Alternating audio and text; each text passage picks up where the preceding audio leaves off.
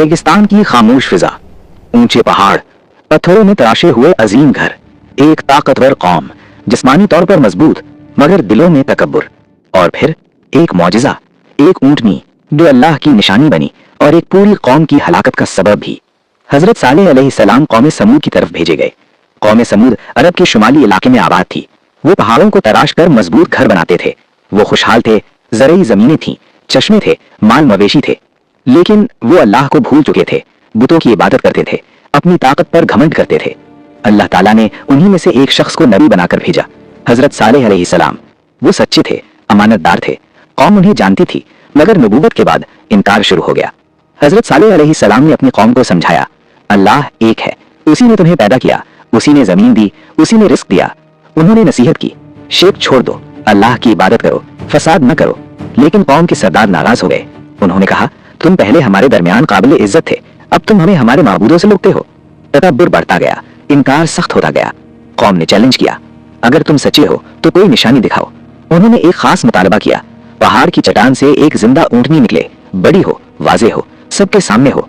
ये मुतालबा आसान न था, मगर अल्लाह हर चीज पर कादिर है। अल्लाह ताला ने हजरत सालेह अलैहिस्सलाम की दुआ कबूल फरमाई। पहाड़ फटा और उसमें से एक अजीम ऊंटनी जाहिर हुई। लोग हैरान रह गए। ये खुला मौजिज़ा था, अल्लाह की निशानी थी। हजरत सालेह अलैहिस्सलाम ने फरमाया, ये अल्लाह की ऊंटनी है, इसे नुकसान न पहुंचाना। इसके पानी पीने का एक दिन मुकर्रर था और कौम के लिए दूसरा दिन। ये एक आजमाइश थी, सब्र की आजमाइश, इताअत की आजमाइश। कुछ लोग ईमान ले आए, लेकिन अक्सर ने तकब्बुर न छोड़ा। सरदारों को ये ऊंटनी नागवार गुजरी।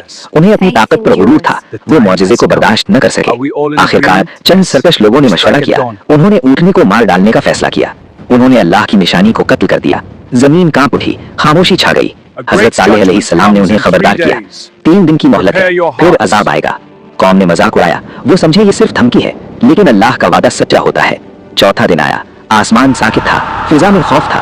अचानक एक जबरदस्त चीख, एक हौलनाक आवाज, जमीन लरज उठी, दिल दहल गए। कौम समूद अपनी जगहों पर गिर गई, सब हलाक हो गए। उनके तराशे हुए घर बाकी रह गए, मगर वो खुद खत्म हो गए।